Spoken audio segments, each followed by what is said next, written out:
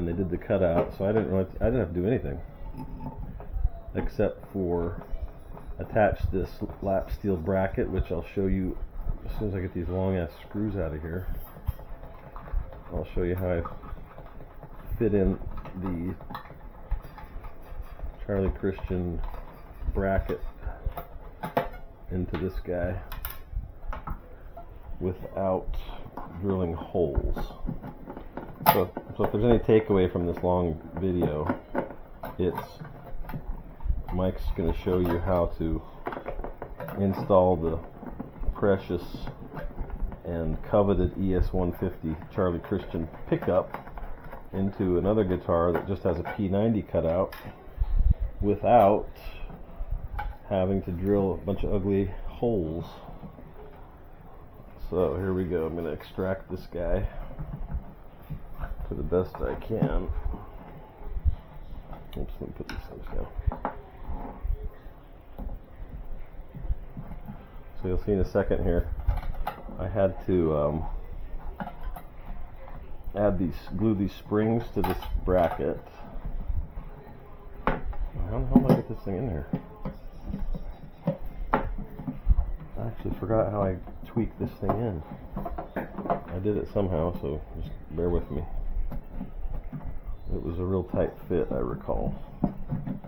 There we go. I think I got it. Holy shit. How did I get this in there? There it is. Not a lot of room. Alright, so this is something you'll recognize from the Charlie Christian, not this piece. So this bracket I put from the lap steel onto the bottom where you normally would have the two screws anyway, perfectly aligned. So you can get a lap steel, pull this bracket out of it. They're usually a big triangular or trapezoid shaped magnet, but I took the bracket off, installed it on this traditional Charlie. This is a replica from the 50s. So I'm going to take this guy off of here and replace it with, as I said, one of those guys over in the corner on the bed there. And the magnet tone will be different. The tone will be different because of the magnets. That's a guarantee. And so I'm going to set this aside. Oops, the magnet's laying all over the place. Set that aside for now. And then I think I'm going to take out this Charlie Christian pickup from this guy. And to do that, let me see if I have to take the whole harness out. You know what, I'm going to take the whole harness out. Hope you guys don't mind. Because I like the pots in this better. These are these, wait till you see these pots. These are from an original 1939 ES-150. These are those big massive plastic pots. Maybe you haven't seen them before, but just 1 second and you will. So since this is a mod, like I said, I don't mind reharvesting what I had harvested from an ES-150 and pulling this guy out.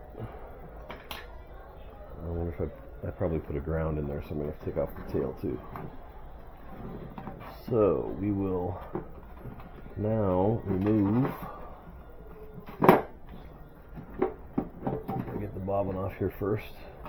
Be careful with the cloth wires on these bobbins. You don't want to completely screw up the bobbin by pulling or yanking on these things, because they're attached in there so delicately. So I'm going to remove this Charlie. There it is. Beautiful. And did I did install a ground. Alright, hold the phone. I need to get 2 of these Stu Mac benches so I can do multiple things without breaking my back. By the way, how's this rambling video going? Is it driving you crazy? Is it entertaining? If you're sitting back and having a couple of beers after work, I'm guessing that it's tolerable. If you've just woken up